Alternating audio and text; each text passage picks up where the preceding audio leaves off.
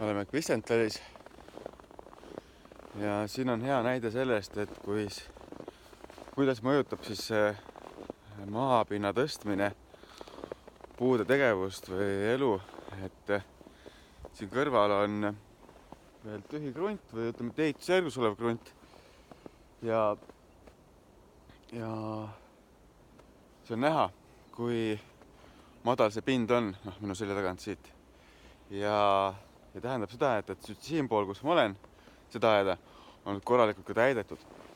Ja mis see nüüd täitmine kaasa toob, on see, et inimesel on järjest siin puud hakanud välja minema.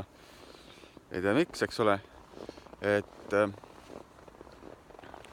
see juurekava kaetakse korraliku paksu mullakihiga ära ja puule põhimõtteliselt on see, et nagu endalegi tõmbad koti pähe, siis lihtsalt puu lämbub ära.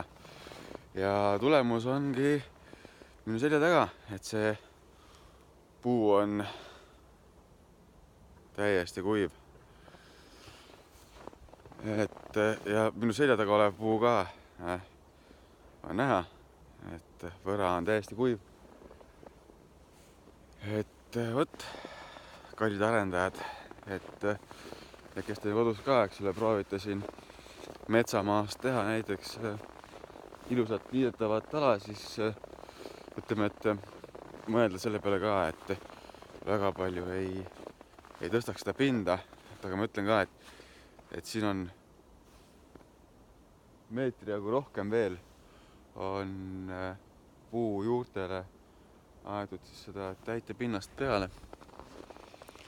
Tõenäoliselt, me vaatasime siin edaspidi ka, et kõik ased on kuiva täis. Et inimene ise tõdeb ka, et tuleb uued puud asemele panna, et ei saa siin midagi. Aga võt, siin on see, et suured varitsevad ohud näitan veel. Ja siis on muidugi oksakohad. Sellest oleme juba rääkinud. Kena. Jõudu tööle meile. Kahjuks peame maha võtma need puud.